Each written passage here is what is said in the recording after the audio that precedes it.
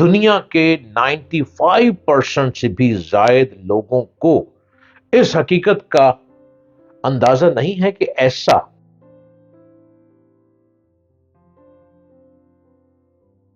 Hello السلام علیکم۔ امید کرتا ہوں کہ آپ سب خیر و عافیت سے ہوں گے اور ہر روز میرے یوٹیوب کے پروگرام آپ دیکھ رہے ہوں گے۔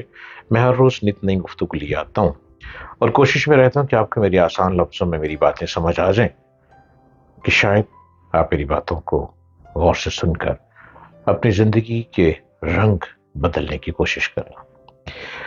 میرے چینل کو سبسکرائب کیجیے، ڈاکٹر جلیل اسلم آفیشل، اور اس کو آپ سبسکرائب کریں اور وہ جو بیل بٹن ہے اس کو آپ پش کریں۔ ہر روز میں آپ کے دروازے پہ آتا رہوں گا۔ میرے اور آپ کے پاس اس وقت 10 روپے سے لے کر 5,000 کے نوٹوں میں سے کوئی ایک نوٹ ہوگا، اسے نکال کر دیکھیں۔ قائد پاکستان کی تصویر کے بائیں جانب جلی حروف میں بینک دولت پاکستان اور اس کے نیچے نوٹ کی مالیت اور اس کے نیچے لکھا نظر آئے گا۔ حامل ہزا کو مطالبے پر ادا کرے گا، یہ لکھا ہوا نظر آئے گا۔ یہ وہ جملہ ہے جہاں سے ساری کہانی شروع ہوتی ہے۔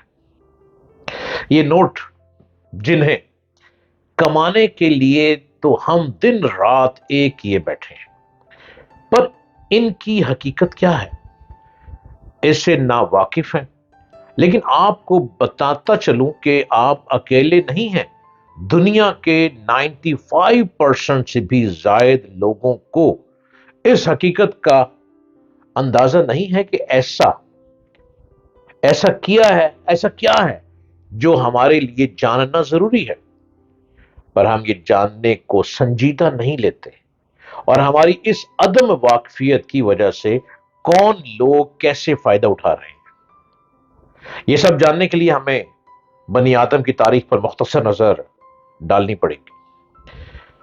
اولاد آدم روئے زمین پر مختلف جگہوں پر قبیلوں کی شکل میں آباد ہوئی۔ چند لوگوں کا قبیلہ بنا کر رہنا اس کی مجبوری تھی، کیونکہ اکیلے انسان کے لیے زندگی گزارنے کے لوازمات پورے کرنا ممکن نہ تھا۔ زندگی گزارنے کے لوازمات کی فراہمی لوگوں نے آپس میں بانٹ لی، پر جب قبیلے وسیع ہوتے گئے تو انسانی فطرت جو اپنے معاملے میں انصاف پسند ہے، اس نے محسوس کیا کہ کم محنت کرنے والا اور زیادہ محنت کرنے والا برابر نہیں ہو سکتے۔ تو رفتہ رفتہ اشیاء و محنت کے لین دین کا نظام وجود میں آیا، جسے بارٹر سسٹم بھی کہا جاتا ہے۔ اسے یوں سمجھا جا سکتا ہے کہ ایک شخص نے کاشتکاری سے غلہ حاصل کیا اور ضرورت سے زیادہ ایک ایسے شخص کو دیا جس سے اسے لباس چاہیے تھا۔ یوں ہر کوئی اتنے ہی لوازمات حاصل کرتا جتنی وہ محنت کرتا، پر اس نظام میں یہ خامی تھی کہ بعض اجناس کا تبادلہ مشکل تھا۔ جیسے ایک شخص نے بکریاں پالی اور وہ ایک بکری دے کر غلہ لینا چاہتا ہے، پر جس شخص سے غلہ لینا ہے اس کے پاس غلہ کم مقدار میں ہے۔ اب وہ بکری کو ذبح کر کے کچھ گوشت بھی نہیں دے سکتا، کیونکہ کسان کو بکری کا گوشت نہیں بلکہ دودھ کے حصول کے لیے بکری چاہیے۔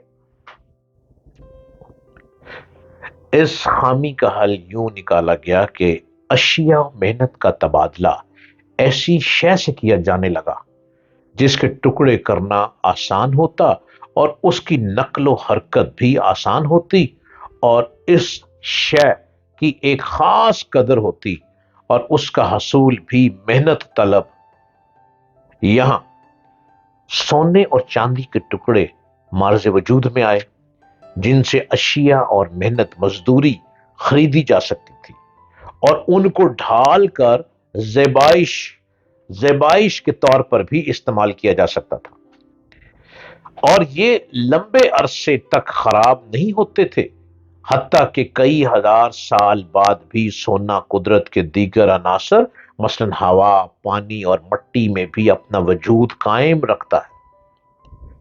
اب جس نے جتنی محنت کی اس نے اتنا سونا کمایا اور اس سے لوازمات زندگی اور ان سے بڑھ کر زیبائش زندگی حاصل کی۔ سونا اور چاندی اور دیگر دھاتیں خلا میں ستارے کے ٹوٹنے پر پیدا ہوتی ہیں اور ان کے بڑے اور چھوٹے ٹکڑے خلا میں پھیلتے اور زمین پر بھی ایسے ہی جو ٹکڑے پہنچے ہیں پہلے وقتوں میں ان کا حصول اس وقت کے وسائل کے مطابق تھا اور آج کل ان کا حصول موجودہ وسائل پر منحصر ہے۔ ان دھاتوں میں سے سونا اور چاندی اپنی خوبصورتی اور لمبے عرصے تک اپنی حالت برقرار رکھنے کی وجہ سے بطور کرنسی استعمال ہونے شروع ہوئے۔ وقت کا پہیہ گردش کرتا رہا، انسان بھی وقت کے ساتھ ترقی کرتا رہا، بڑی بڑی سلطنتیں قائم ہوئی اور انہوں نے ان ٹکڑوں کو مختلف شکلوں میں ڈھال کر سکے بنائے جن کا تبادلہ آسان ہوتا تھا اور ہم وزن ہونے کی وجہ سے یہ قابل اعتماد بھی ہوتے تھے۔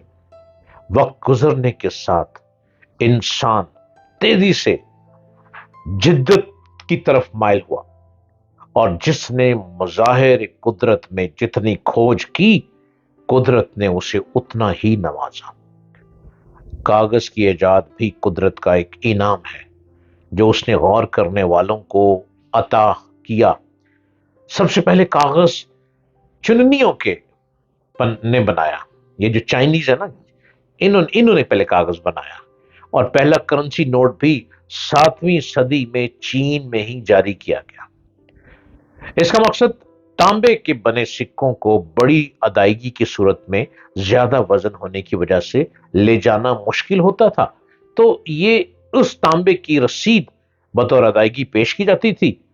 اب اگر تانبا چاہیے ہوتا تو گودام سے لے لیا جاتا یا اس رسید کو آگے کسی اور کو بطور ادائیگی دے دیا جاتا اور جس کو تانبا چاہیے ہوتا وہ آ کر لے جاتا اور باقی لوگ جن کو صرف ادائیگی سے غرض ہوتی وہ وزن اٹھانے سے بچ جاتے۔